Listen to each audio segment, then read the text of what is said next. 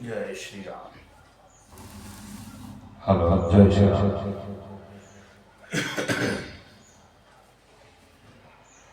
बोले श्री राजा रामचंद्र महाराज विजय पवन सुत हनुमान विजय। बोले श्री लक्ष्मी नारायण भगवान विजय।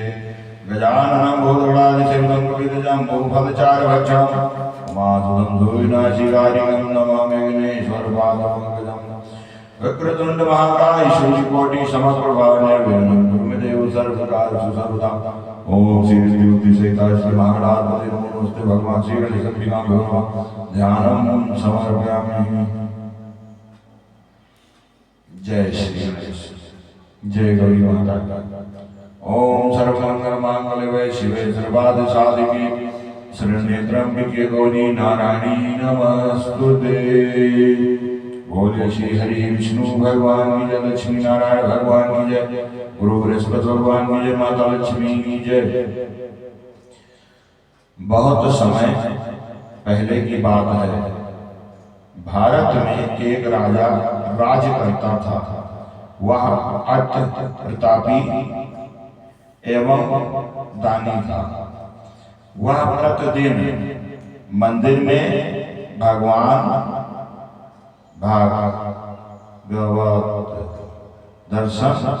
दर्शन करने जाता था और गुरु और ब्राह्मण की सेवा भी किया करता था।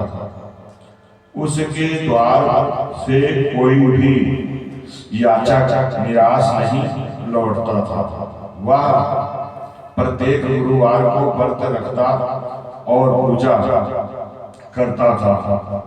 हर दिन गरीबों को मदद करता था। परंतु यह सब बातें उसकी रानी पसंद नहीं करती थी। वह ना व्रत रखती थी और ना किसी को एक ही पैसा दान रूप में देती थी। वह राजा को भी ऐसा करने से रोकती थी।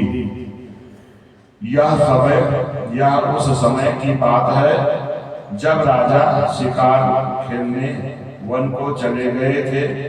महल में सिर्फ रानी और दासी थी। उस समय गुरु बृहस्पति साधु का रूप धारण कर राजा के दरवाजे पर भिक्षा मांगने आए। साधु ने रानी से भिक्षा मांगी तो वह कहने लगी, हे साधु महाराज, मैं इस दान पुण्य से तंग आ गई हूँ। इस काम के लिए तो मेरे पति देव ही बहुत हैं। अब आप ऐसी कृपया करें कि सारा धन नष्ट हो जाए तथा मैं आराम से रह सकते। साधु का भेष रखे बृहस्पति देव ने कहा, हे देवी, तुम अति विचित्र हो। संतान और धन से कोई दुखी नहीं होता, सभी इसे चाहते हैं। पापी को पुत्र और धन की इच्छा करता है। अगर तुम्हारे पास धन बहुत है तो भूखे मनुष्यों को भोजन कराओ, ब्राह्मणों को दान कराओ,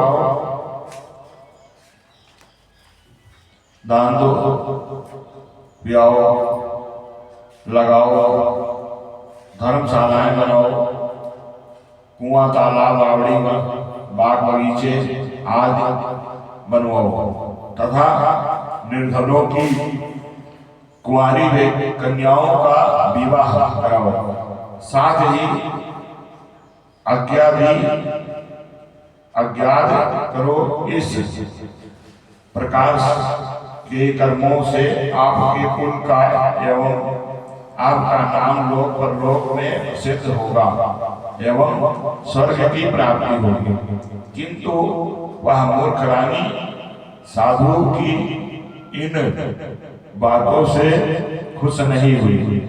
वह बोली, हे साधु महाराज, मुझे ऐसी संपत्ति की आवश्यकता नहीं जो मेरे काम ना आए तथा जिसको मैं अन्य लोगों को दान दूं, जिसको रखने और संभालने में ही सारा समय नष्ट हो जाएगा। साधु ने रानी को समझाने का बहुत प्रयत्न किया, परंतु रानी अपनी बात पर अड़ी रही। तब साधु ने कहा, हे देवी, यदि तुम्हारी ऐसी इच्छा है तो जैसा मैं तुम्हें बताता हूँ तुम वैसा ही करना। बृहस्पतिवार के दिन गोबर से घर को लीपना, अपने केसों को पीली मिट्टी से धोना, केसों को धोते समय स्नान करना, राजा से कहना कि वह भी हजामत करवाए, भोजन में मांस मदिरा खाना, कपड़े धोबी के यहाँ धुलने डालना। इस तरह 7 बृहस्पतिवार निरंतर करने से तुम्हारा सब धन नष्ट हो जाएगा। ऐसा कहकर साधु रूपी बृहस्पति देव अंतर्ध्यान हो गए। रानी ने साधु के कहे अनुसार ही भरपेट 7 बृहस्पति वैसा ही करने का विचार किया। साधु के बताए अनुसार कहते हुए उसे केवल 3 सप्ताह बृहस्पतिवार ही बीते थे कि उसकी समस्त धन संपत्ति नष्ट हो गई। कहे अनुसार ही भरपेटन भोजन के लिए भी दोनों समय परिवार तरसने लगा तथा मानसिक भोगों से दुखी रहने लगा। इस प्रकार के अभावग्रस्त जीवन से तंग आकर एक बार राजा रानी से कहने लगा कि हे रानी, तुम यहाँ पर रहो, मैं दूसरे देश को जाता हूँ, क्योंकि यहाँ पर मुझे सभी मनुष्य जानते हैं, इसलिए मैं यहाँ कोई कार्य नहीं कर सकता। देश चोरी परदेश भीख के समान है। ऐसा कहकर राजा परदेश चला गया। वहां जंगल में लकड़ी काटकर लाता और उन्हें शहर में बेचकर जीवन यापन करने लगा। राजा के जाने के पश्चाताप इधर उसके बिना रानी और दासी दुखी रहने लगी। किसी दिन भोजन मिलता तो किसी दिन जल पीकर भी रहना पड़ता था। एक समय रानी और दासियों को 7 दिन बिना भोजन के विपरीत हो गए, तो रानी अपनी दासी से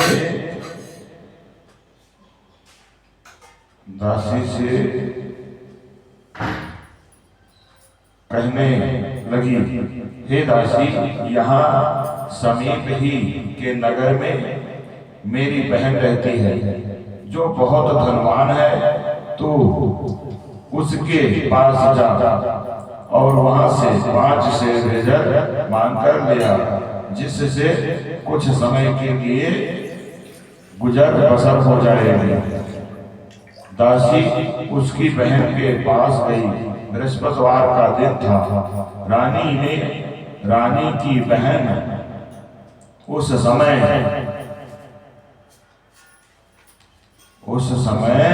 ध्यान मगन होकर पूजा कर रही थी। दासी ने रानी की बहन से कहा, हे रानी, मुझे आपके पास आपकी बहन ने भेजा है। मुझे 5 सेर बेझर दे दो। दासी ने अपनी बात अनेक बार कही, परंतु रानी की बहन ने कोई उत्तर नहीं दिया, क्योंकि वह उस समय बृहस्पतिवार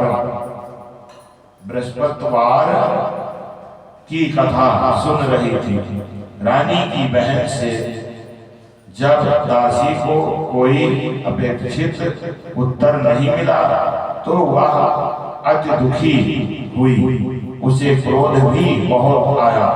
लौटकर वह रानी से बोली, हे रानी, आपकी बहन बहुत धनी स्त्री है, परंतु वह अति घमंडी भी है। वह लोटे लोगों से बात भी नहीं करती।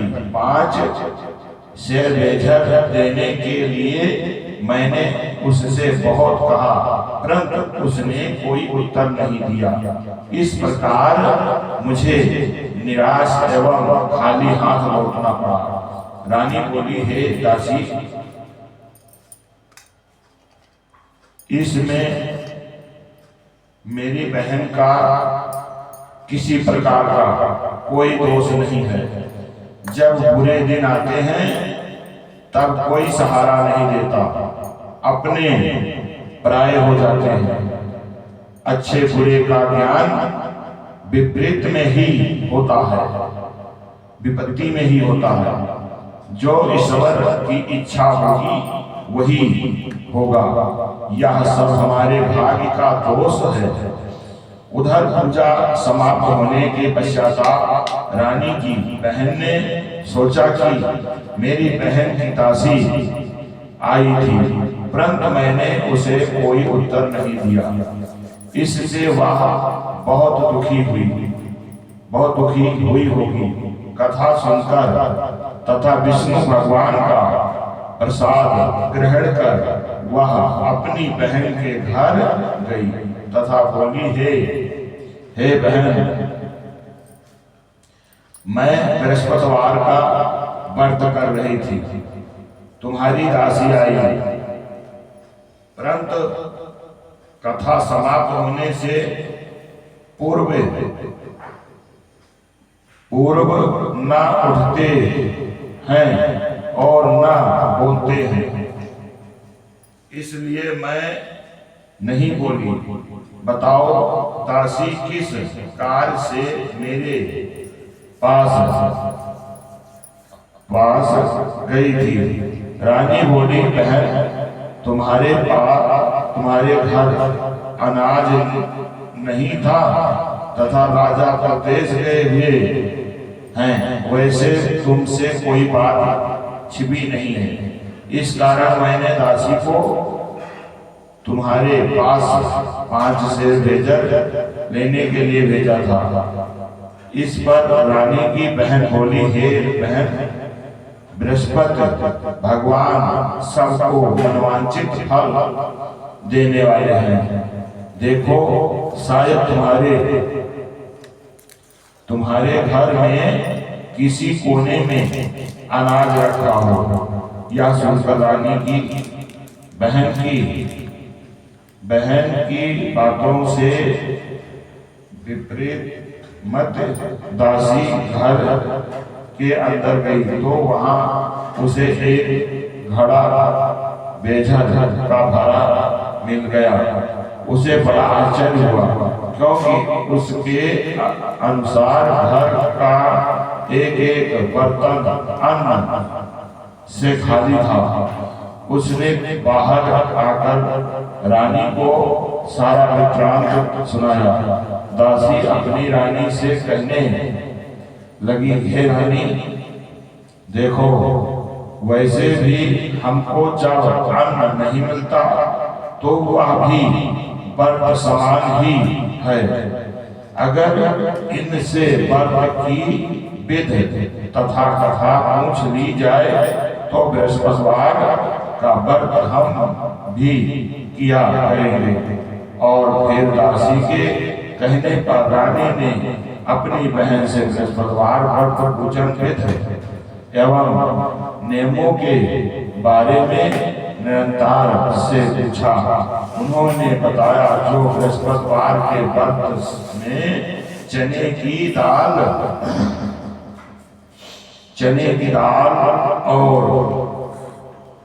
और मुनक्का से विष्णु भगवान का केले की जड़ में पूजन कर दीपक जलाता है,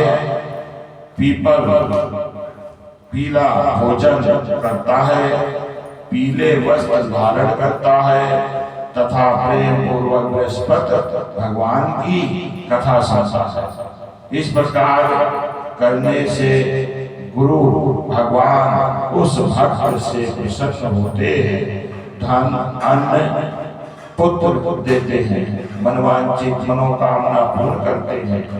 व्रत एवं पूजन की विधि बताकर रानी की बहन अपने घर लौट गई।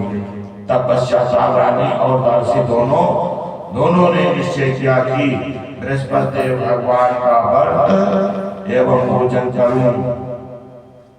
जरूर करेंगे। 7 दिन पश्चात जब बृहस्पतिवार आया तो दोनों ने व्रत रखा।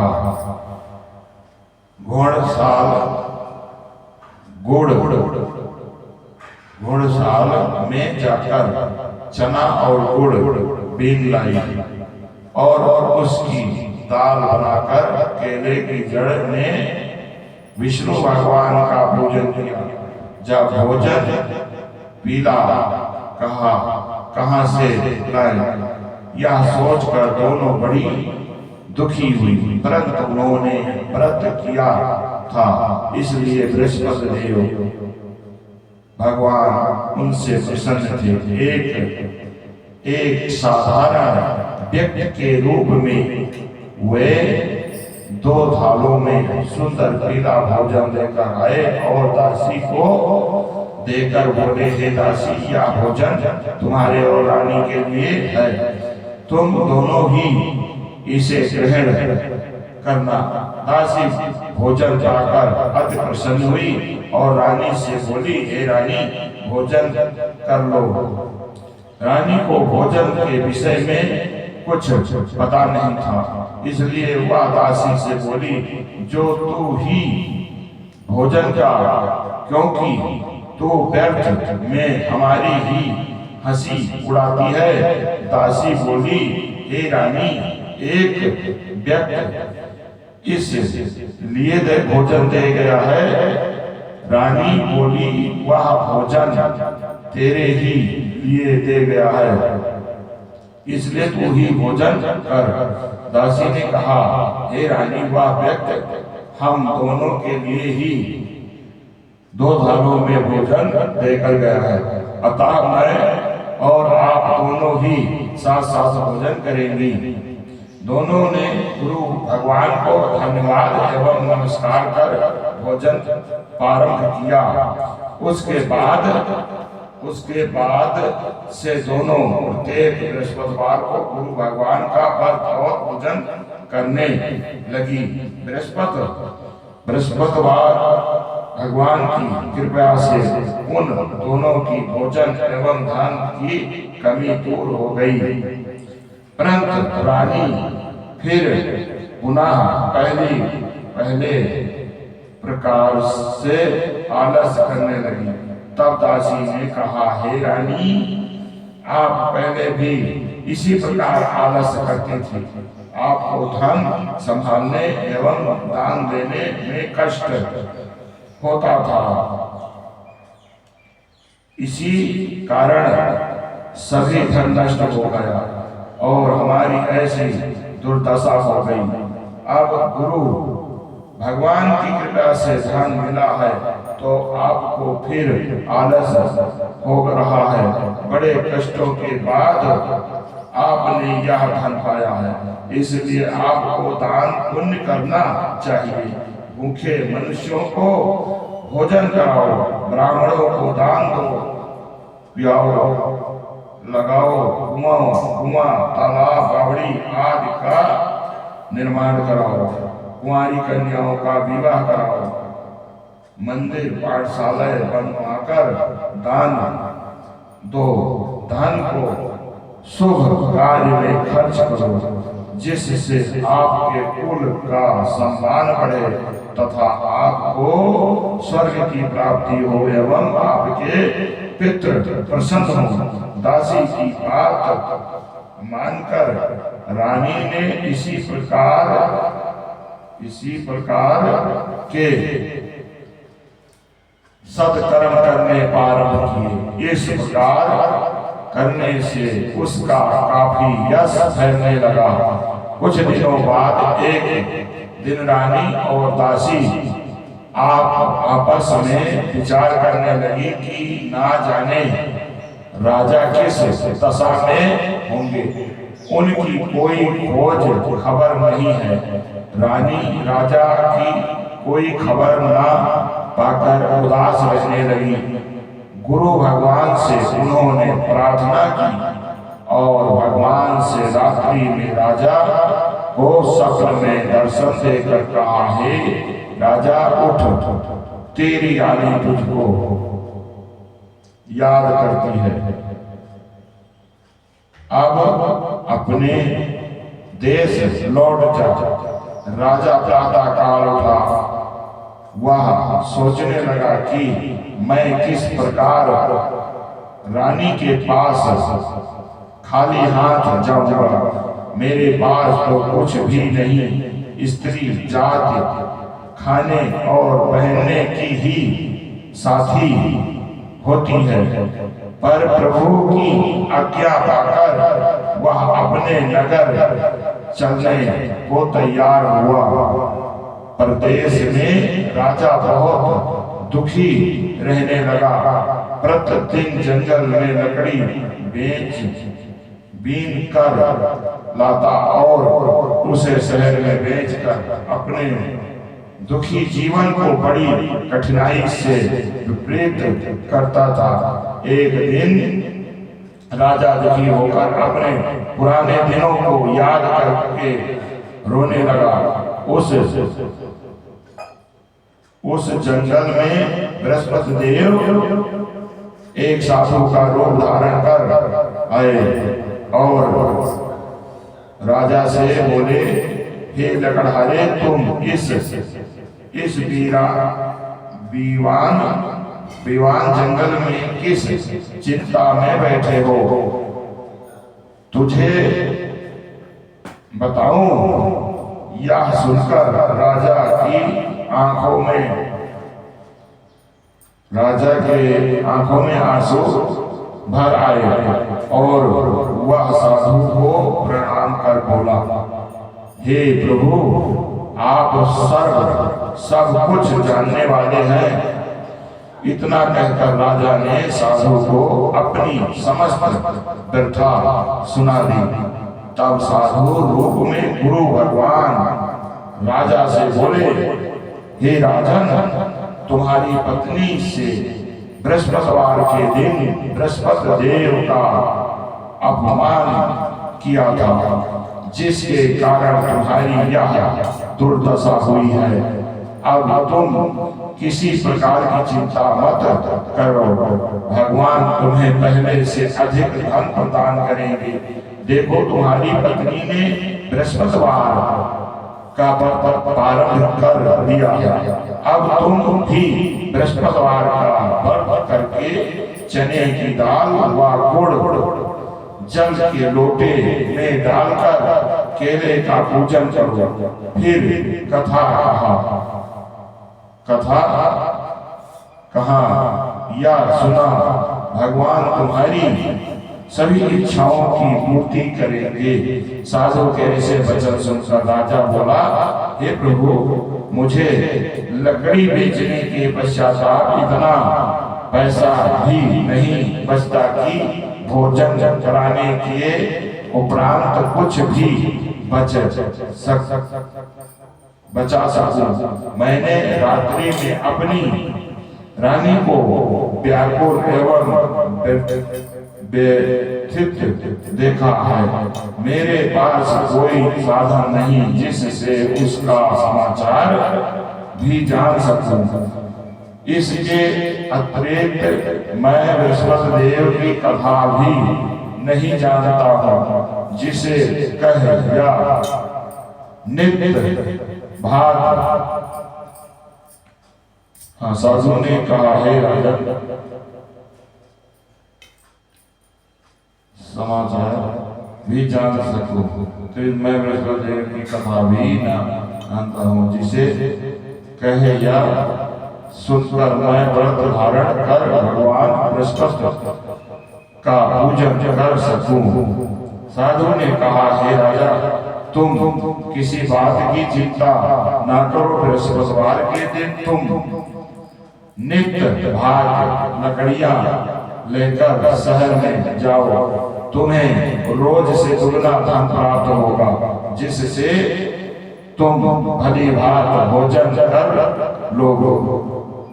लोगे तथा गुड़ एवं चने का प्रसाद खरीद कर बृहस्पति देव की पूजा भी कर सकते हो। बृहस्पतिवार की कहानी इस प्रकार से है। जय श्री। प्राचीन समय में एक बहुत ही निर्धन ब्राह्मण था। उसके कोई संतान नहीं थी। ब्राह्मण नित्य पूजा पाठ करता, ब्राह्मण स्वभाव से दयालु तथा धार्मिक विचारों वाला व्यक्ति था, परंतु उसकी पत्नी बहुत मलिनता के साथ रहती थी।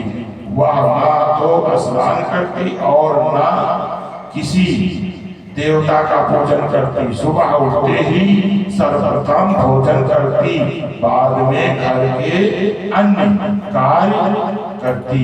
अपनी पत्नी की ऐसी आदत के कारण ब्राह्मण देवता बहुत दुखी रहते थे।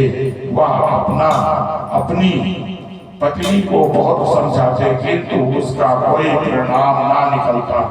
भगवान की कृपा से ब्राह्मण की स्त्री के कन्या उत्पन्न हुई। वह कन्या ब्राह्मण के घर में बड़ी होने लगी।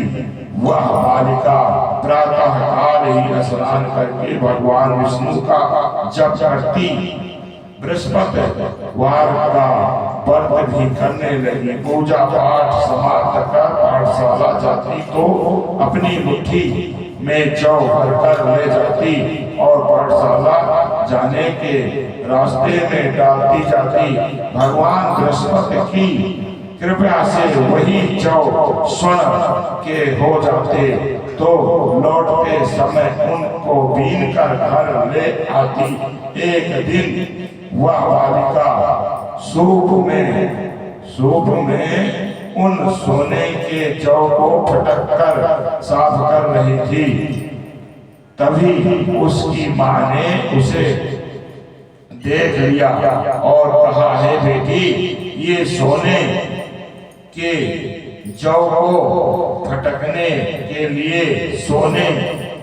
सूप भी सोने का ही होना चाहिए। दूसरे दिन बृहस्पतिवार था।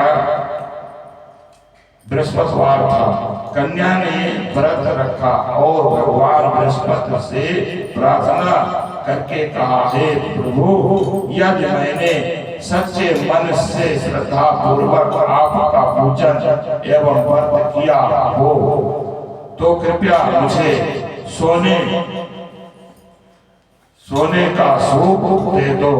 बृहस्पति देव ने उसकी प्रार्थना स्वीकार कर ली। नित्य की भांति वह कन्या जौ कहलाती हुई पाठशाला जाती गई। पाठशाला से लौटकर जब वह बीन रही थी, बृहस्पति भगवान की कृपा से उसे सोने का सूप प्राप्त हुआ। उस सोने के सूप को वह घर ले आई और उससे जौ साफ करने लगी। परंतु उसकी माँ का आचरण वैसा ही रहता। एक दिन वह कन्या सोने के सूप में जौ साफ कर रही थी।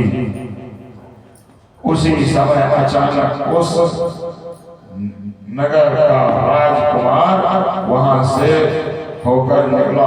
कन्या के रूप एवं कार्य को देखकर राजकुमार कन्या पर मोहित हो गया। राजमहल लौटकर राजकुमार अन्न तथा जल त्याग कर उदास होकर लेट गया। राजा को जब अपने पुत्र द्वारा अन्न जल त्यागने का समाचार ज्ञात हुआ तो अपने मंत्रियों के साथ वह राजकुमार के पास गए और बोले, हे बेटा, तुम्हें किस बात का दुख है? किसी ने तुम्हारा अपमान किया है अथवा कोई और कारण है? मुझे बताओ, मैं वही करूंगा जिससे तुम प्रसन्न हो जाओ। राजकुमार ने अपने पिता की बातें सुनी तो वह बोला, आपकी कृपा से मुझे किसी प्रकार का कष्ट नहीं है।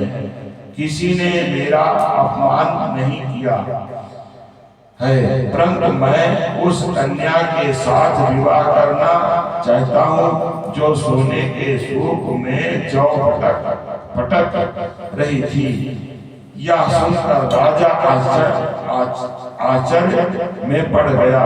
बोला, हे राजकुमार, इस तरह की कन्या का पता तुम लगाओ, मैं तुम्हारा विवाह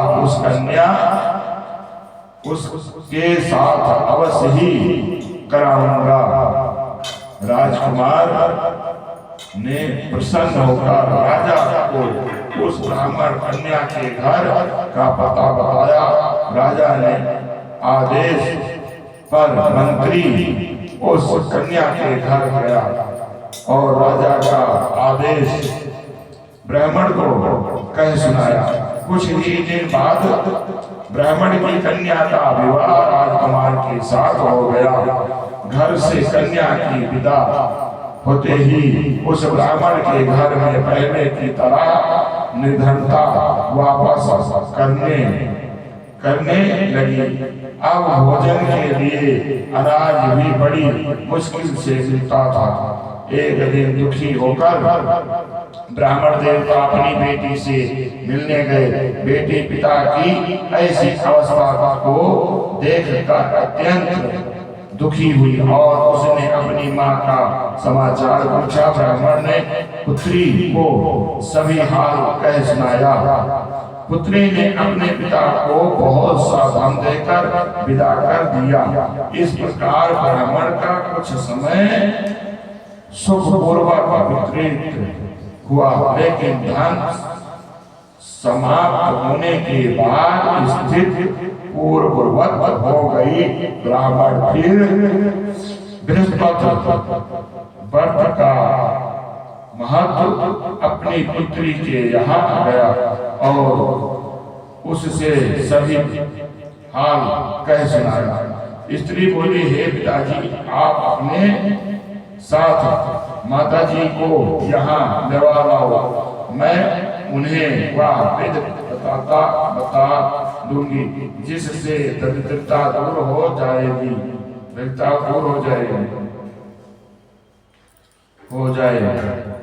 ब्राह्मण देवता अपनी पत्नी को साथ लेकर राजा महल अपनी पुत्री के पास पहुंचे तो पुत्री अपनी माँ को समझाने लगी, हे माँ, तुम सुबह उठकर सर्वप्रथम स्नान आदि करके भगवान विष्णु का पूजन किया करो तो सब निर्धनता दूर हो जाएगी। परंतु उसकी माँ ने उसकी एक न मानी। वह सुबह उठकर सर्वप्रथम अपनी पुत्री का बचा जूठन खा लेती थी। एक दिन उसकी बेटी को अपनी माँ पर बहुत गुस्सा आया। उसने एक रात एक कोठरी से सारा सामान निकालकर अपनी माँ को उसमें बंद कर दिया। प्रातः कोठरी से अपनी माँ को निकालकर तथा स्नान आदि करा के पूजा पाठ करवाया तो उसकी माँ की बुद्धि ठीक हो गई। इसके बाद वह प्रतिदिन पूजा पाठ करती और प्रत्येक बृहस्पतिवार को व्रत रखने लगी।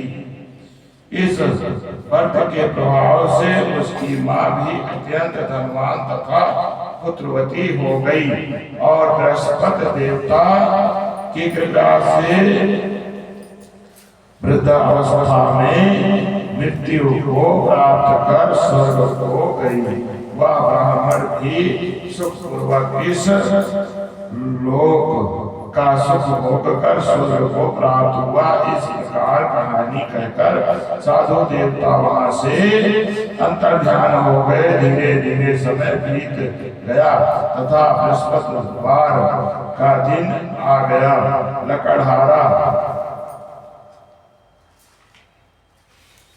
लकड़हारा रूपी राजा जंगल से लकड़ी काटकर किसी शहर में बेचने गया। आज उसे और दिनों से अधिक धन मिला। राजा ने चना गुड़ आदि लाकर भगवान विष्णु का पूजन किया था। बृहस्पतिवार का व्रत किया। उस दिन से उसके सभी कष्ट दूर हो गए। परंतु अगले बृहस्पतिवार को वह व्रत करना भूल गया। इस कारण बृहस्पति भगवान उससे रुष्ट हो गए। उस दिन उस नगर के राजा के विशाल यज्ञ का प्रयोजन किया तथा आपने समस्त राज्य में घोषणा करवा दी कि कोई भी मनुष्य अपने घर में भोजन ना बनाए और आग भी ना जलाए। सब लोग मेरे यहाँ भोजन करने आएंगे। इस आज्ञा को जो नहीं मानेगा उसको सूली पर लटका दिया जाएगा। राजा के आज्ञानुसार राज्य के सभी निवासी राज्य के भोजन में सम्मिलित होने लगे। परंतु लकड़हारा कुछ विलंब से पहुंचा, इसलिए राजा उसको भोजन कराने अपने साथ महल में ले गए। जब राजा लकड़हारे को भोजन करा रहे थे तो रानी की दृष्टि उस खूंटी पर पड़ी जिस पर उसका नौलखा हार लटका हुआ था। उसे हार खूंटी पर लटका दिखाई नहीं दिया। रानी को निश्चय हो गया कि मेरा हार इस लकड़हारे ने चुरा लिया है। उसी समय रानी की जिद पर राजा ने सोनाक बुलाकर लकड़हारे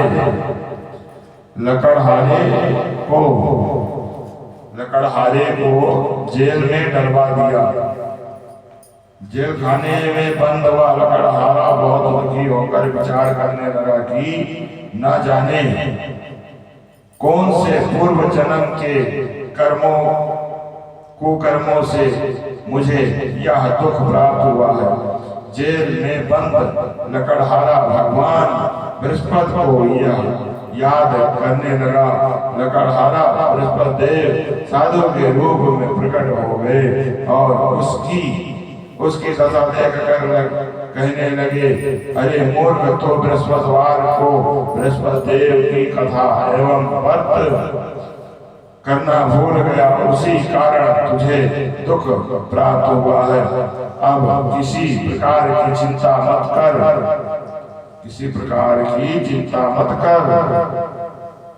बृहस्पतिवार के दिन जेल खाने के दरवाजे पर मुझे 4 पैसे पड़े मिलेंगे। तुम उन पैसों से प्रसाद मंगाना, भगवान बृहस्पति का भोजन करा एवं कथा कहना। कथा का प्रसाद स्वयं भी ग्रहण करना तथा दूसरों को भी खिलाना। इस प्रकार करने से तुम्हारे सभी कष्ट दूर हो जाएंगे।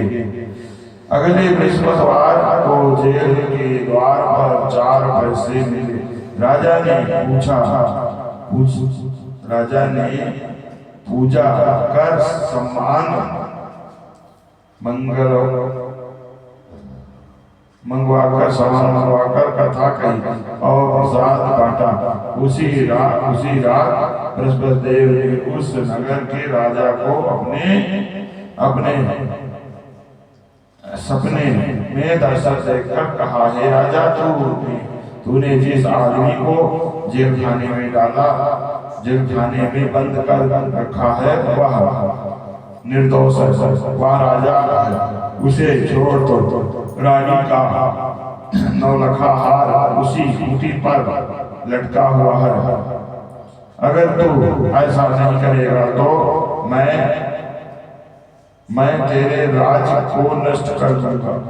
राज सुबह उठा और खूंटी पर हार लटका लकड़हारे को बुलाकर उससे भिक्षा याचना की तथा राजा के योग्य सुंदर वस्त्र आभूषण भेंट कर उसे विदा किया।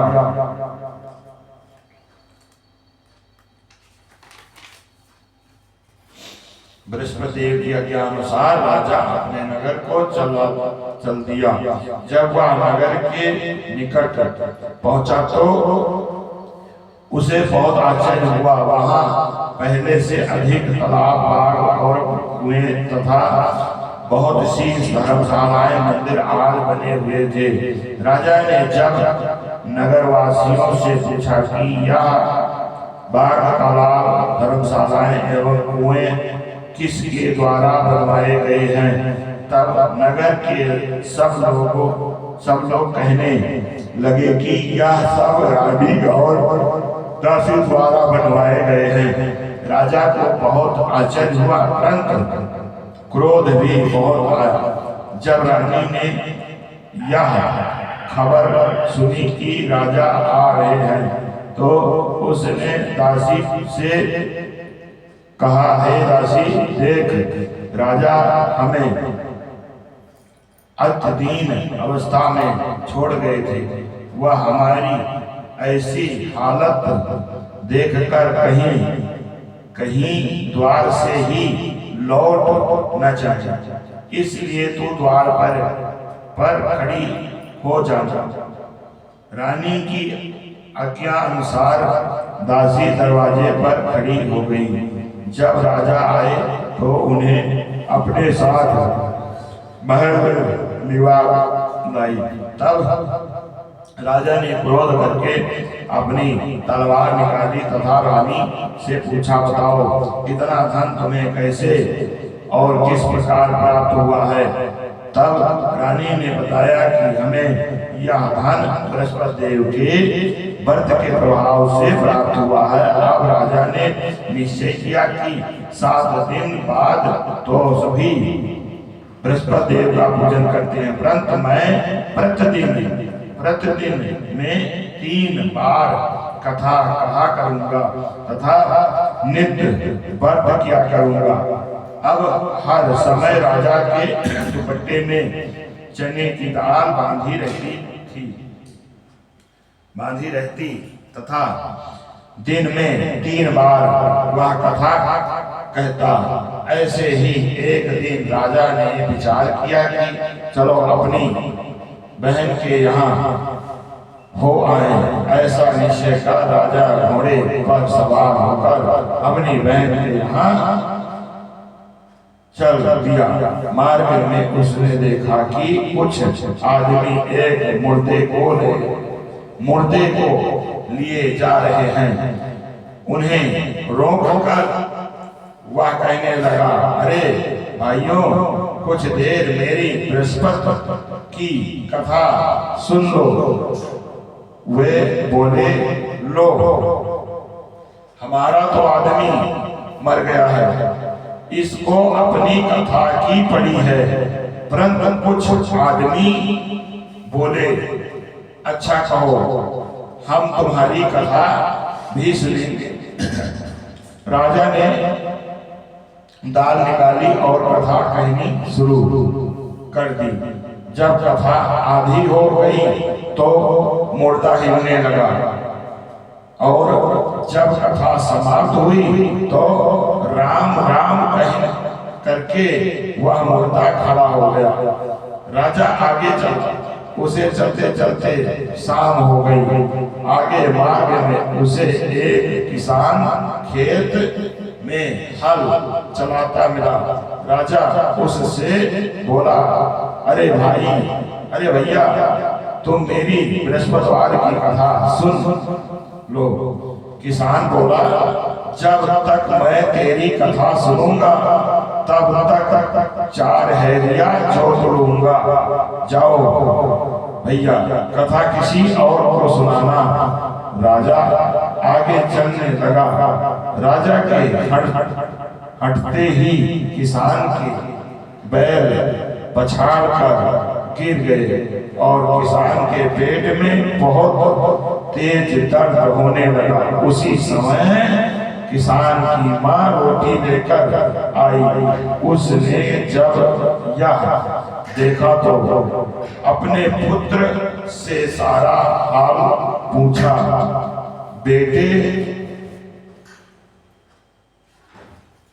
बेटे ने सारा हाल बता दिया। किसान की माँ दौड़ी दौड़ी घोड़े पर सवार राजा के पास गई और उससे बोली, मैं तेरी कथा सुनूंगी, तू अपनी कथा मेरे खेत पर ही चलकर कहना। राजा ने लौटकर किसान के खेत पर जाकर कथा कही, जिससे सुनते ही पैर खड़े हो गए तथा किसान के पेट का दर्द भी बंद हो गया। और फिर राजा अपनी बहन के घर पहुंच गया। बहन ने भाई की फूंक भागवत की। दूसरे दिन सुबह राजा जगा तो उसने देखा कि सब लोग भोजन कर रहे हैं। राजा ने अपनी बहन से जब पूछा कि ऐसा कोई मनुष्य है जिसने भोजन नहीं किया हो और जो मेरी बृहस्पति की कथा का श्रवण कर ले, तो बहन बोली, हे भैया, यह देश ऐसा ही है। यहाँ के लोग पहले भोजन करते हैं, बाद में कोई अन्य काम करते हैं। अगर पड़ोस में कोई हो तो देख आती हूँ। ऐसा कहकर बहन चली गई, परंतु उसे कोई भी ऐसा व्यक्ति नहीं मिला जिसने भोजन ना किया हो। वह एक कुम्हार के घर गई जिसका लड़का बीमार था। उसे यह भी पता चला कि उसके यहाँ 3 दिन से किसी ने भोजन नहीं किया है। राजा की बहन ने अपने भाई की कथा सुनने के लिए कुम्हार से आग्रह किया तो वह तैयार हो गया। राजा ने जाकर बृहस्पतिवार की कथा कही, जिसको सुनकर कुम्हार का लड़का ठीक हो गया। अब तो राजा की हर ओर प्रशंसा होने लगी। कुछ दिन बाद एक दिन राजा ने अपनी बहन से कहा, हे बहन, मैं अपने घर जाऊंगा, तुम भी तैयार हो जाओ। राजा की बहन ने अपनी सास से अपने भाई के साथ जाने की आज्ञा मांगी। सास बोली, चली जा, परंतु अपने लड़कों को यहीं छोड़ जाना, क्योंकि तेरे भाई के कोई संतान नहीं होती है। बहन ने भाई से कहा, हे भैया, मैं तो चली जाऊंगी, परंतु कोई बालक नहीं जाएगा। राजा ने कहा, जब कोई बालक नहीं जाएगा साथ नहीं, हाँ, जब कोई बालक साथ नहीं चलेगा तब तुम ही क्या करोगे। दुखी मन से राजा अपने नगर को लौट आया। राजा अपनी रानी से बोला, हम निस्वंशी हैं, निरस्वंशी हैं, हमारा मुंह देखने का भी धर्म नहीं है। वह उदास होकर बिना भोजन किए सायं पर लेट गया। रानी बोली, हे प्रभु, भगवान बृहस्पति ने हमें सब कुछ दिया है, वे हमें संतान भी अवश्य देंगे। उसी रात बृहस्पति देव ने राजा को सपने में दर्शन देकर कहा, हे राजा उठ, सभी सोच त्याग दे, तेरी रानी गर्भवती है। राजा को यह जानकर अति प्रशंसा हुई। 9वें महीने रानी के गर्भ से एक सुंदर पुत्र रूपी रत्न पैदा हुआ। जब राजा बोला, हे रानी, स्त्री बिना भोजन के रह सकती है, स्त्री भोजन के बिना रह सकती है, परंतु बिना कहे नहीं रह सकती। जब मेरी बहन आई तो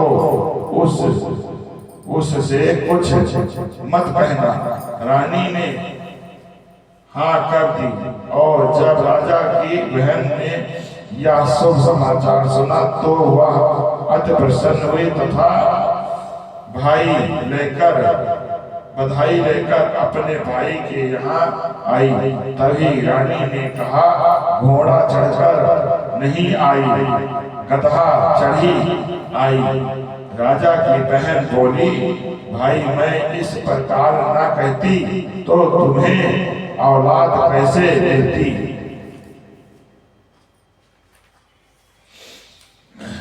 भगवान बृहस्पति ऐसे ही हैं, जैसे जिसके मन में कामनाएं हैं सभी को पूर्ण कर मनवांचित फल देते हैं। जो श्रद्धापूर्वक बृहस्पतिवार का व्रत करता है एवं कथा पढ़ता है अथवा सुनता है और दूसरों को सुनाता है, बृहस्पति देव उसकी सभी मनोकामना पूर्ण करते हैं। बृहस्पति देव उनकी सदैव रक्षा करते हैं।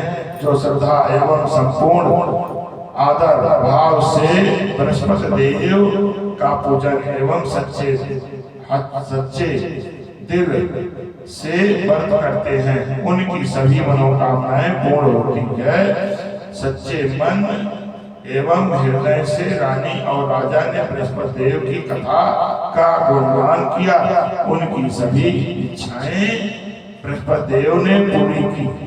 इसलिए सबको कथा कहने अथवा सुनने के बाद बृहस्पति भगवान का प्रसाद ग्रहण करना चाहिए तथा सच्चे मन एवं भावना से भगवान बृहस्पति का मनन करते हुए सदा उनकी जय जयकार करनी चाहिए। बोले श्री बृहस्पति देव भगवान की जय। जय गुरु बृहस्पति भगवान।